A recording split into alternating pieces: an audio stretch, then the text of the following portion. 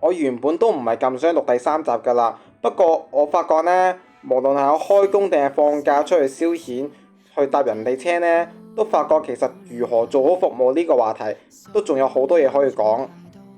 即係我之前都講過㗎啦，咁其實呢個話題呢，都係幾闊嘅，一環扣一環嘅，咁其實好多嘢都係牽涉到其他嘢嘅。咁今次有咩特別啊？咁我都係第一次先知呢，原來好多師兄呢係唔識聽普通話同埋英文嘅喎。咁呢個俾人第一印象，唔係啊，香港唔係國際大都會嚟嘅咩？點解一個即係職業司機去日日去車住人嘅，可以連普通話或者英文都唔識呢？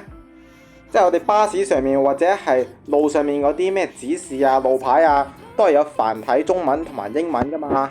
咁有時有啲口岸啊嗰啲比較多大陸人嘅地方，甚至有埋簡體字添。但點解就係零零舍舍啲載住客嗰啲司機大佬係唔識聽同埋講普通話同埋英文呢？首先第一印象你可能會話，依家香港啲職業司機全部係老人家嚟㗎啦，50歲起跳㗎啦，就算係專營巴士都係咁話啫。佢哋嗰啲50、60年代嗰啲接受過啲咩教育啫？頂多咪識下啲 ABC 啊，咩1+1等於2嗰啲咯。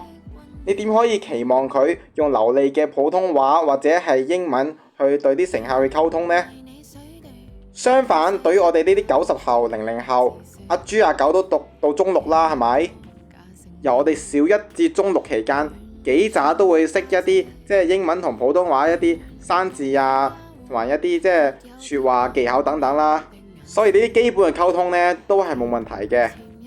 但係依家啲後生仔全部去晒邊呢？上大專讀大學，然之後出嚟做白領。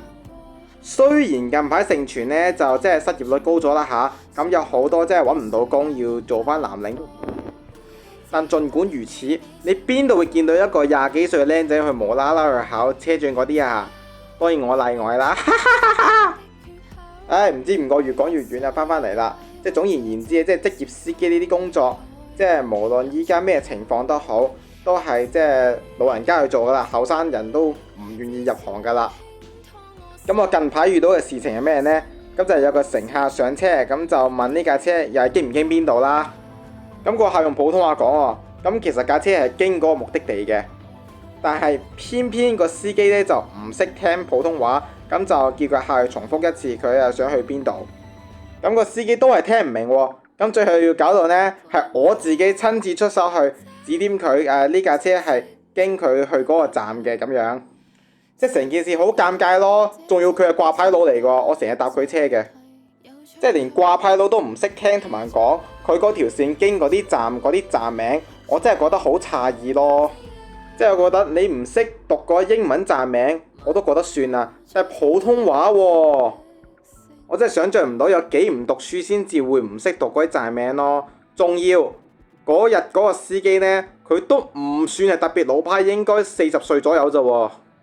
咁樣一嚟，對本地人嚟講，可能係真係都幾搞笑咯。但係對於外地人嚟講，係真係一個幾差嘅觀感嚟嘅。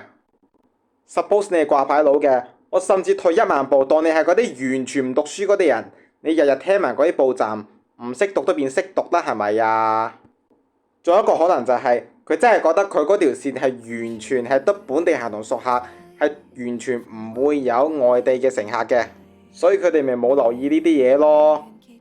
即係呢件事邊年邊月邊日邊個站邊個師兄邊條線，咁我都唔特別公開啦。不過我都係想講，唔係淨係嗰啲咩口岸線、機場線、觀光巴士先至會有外地乘客。其實任何路線咧都會有啲外地客去搭車嘅，即係我都覺得唔使咁誇張話，一定要去到口才好好啊，中英文攞晒5星星啊嗰啲嘅。但你起碼自己做嗰條線嗰啲站名啊，嗰啲英文啊、普通話又好，識聽同識讀先啦，好冇？我哋香港絕大部分巴士站站名，佢哋嗰啲英文同普通話都係嗰啲咩拼音改少少嚟嘅咋。尤其係嗰啲咩掛牌佬，真係留意多少少咯。是非我都覺得係情有可原啊。你知啦，我哋呢啲日日都做唔同路線，甚至一日做2、3條線嘅，甚至仲有啲係口岸線同過海線要跳嚟跳去都有嘅。邊有精神同時間識咁多啊？但香港作為一個語言國際化嘅城市，通常啲遊客用英文或者普通話去問司機一啲地方嘅話，通常都會期望啲司機去識聽同埋識答嘅。好簡單，當你去出去外國旅行嗰陣，即係香港好興㗎啦，一放大假就係湧晒出去旅行咁樣。如果你唔識得當地語言，咁就要用英文同嗰啲服務員嗰啲溝通啦。咁呢樣嘢我都明嘅，通常嗰啲大商家嗰啲職員呢，都比較聽得明英文嘅，佢哋通常都會好樂意同埋好有耐性咁樣去同英文去對話同埋做啲服務咁樣嘅。但啲細商戶就難講啲啦，佢哋嗰啲員工應該都未必個個識得聽英文嘅。咁呢個時候又點算呢？即係近排啦，科技啦 AI 啦，咁就盛傳呢啲人呢就會用咩，無論係文字又好，咩廣東話輸入又好，一嘢交晒俾 AI， 然之後 AI 就會翻譯，然之後去播翻個相應個語言嗰句嘢去俾翻俾個職員聽。好啦，如果將成套嘢套翻落香港，喂，香港感覺上20-30年前嗰啲咩服務業嗰啲個個都識英文普通話嘅喎，點解去到今日2026年，無論係嗰啲咩餐廳嗰啲阿姐啊，定係嗰啲咩運輸業嗰啲司機大佬，個個好似都唔識聽嗰啲英文普通話，淨係識廣東話咁樣嘅？仲要我哋九巴城巴係大公司嚟嘅喎，一樣有大把師兄係唔識英文普通話嘅。如果你想用 AI 翻譯㗎，唔好意思，我哋公司規定呢，揸緊車做生意呢係唔俾用手機嘅。咁樣一嚟，仲有一點解決呢？咁對於現職司機嚟講，咁其實你留意多啲嗰啲報站得㗎啦。咁樣你聽多咗個報站，唔知唔覺你又識講識讀㗎啦。如果你未入職諗住入行嘅話，而且又唔想見到頭先我講嘅尷尬嘅事件嘅話，咁我可以參考一下。咁我好耐之前拍片講過啦，就係唔好貼住人哋最低要求去入行。即係你依家都知㗎，咁其實做好服務呢一個話題呢，係真係一環扣一環嘅。即係眾所周知㗎啦，咁車長呢一行，咁你中六畢業，一粒 P 21歲，咁就考得㗎啦。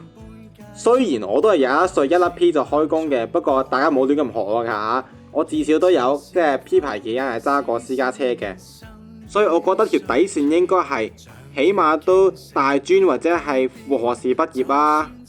同埋你可以21歲或者一粒 P 就去考，但係至少你唔好好似好多人咁講，你一年 P 牌期間完全冇揸過車掂過車，然之後就去考先啦。如果你屋企真係冇車嘅，講真，其實我都唔中意私家車㗎啦。咁你咪揾翻你考私家車個師傅嚟補鐘咯，咁補到你覺得你手車 OK 為止。再唔係啦，你覺得你甩咗 P 之後你手車都係唔掂喎，咁唔緊要㗎，你等到22、23、24歲再考都未遲㗎，總好過你年紀細就揸唔掂架巴士，然之後炒單大嘅又留案底添啦，係咪？不過又越講越遠，翻返嚟呢個語言呢個問題啦。點解我會用2年大專去做一個合理少少嘅底線呢？因為今時今日啊，你唔係嗰啲咩非常唔讀書嘅人，基本上100% 都會去讀到大專或者以上㗎啦。而大專我唔理你副學士或者高級文憑，入邊啲課程呢，基本上都係英文教㗎啦。所以應該再都冇藉口話呢去聽唔明或者唔識答乘客用英文問嗰啲問題㗎啦。而普通話呢，仲簡單。我相信就算再渣嘅中學或者小學，應該都有普通話堂，由小一起碼去到中3㗎嘛。至少我間中學去到中3先，我唔知有冇去到中6咁誇張，不過唔係重點啦。撇除呢樣之外呢，多數嘅大專都有一堂必修課係讀呢個嘅普通話嘅，通常係一個學期咁樣，即係你攞到個學分合格先畢到業嘅。咁樣幾樣嘢加埋呢，起碼你就唔至於去貼住人哋最低要求去入行啊嘛。咁再嚟啦，公司嘅話，我諗都係如果係機場線或者係觀光巴士線，都係有一個要求，可能係中文英文係2級以上。咁如果唔夠2級嘅話，可能又補翻個可能寫作測試或者係口語測試咁樣。咁其實我哋都有嘅，嗰啲咩觀光巴士啊，都要再考多個中英文測試，咁先至可以入行做㗎。而且人工高過出邊添。咁至於口岸線啊，唉，我都覺得搞嗰啲咩普通話測試咧，咁都唔現實嘅，都係執生為主啦。始終遊客一嚟到香港嘅第一印象係邊度呢？口岸線、機場線、觀光巴士線三樣嘢嚇。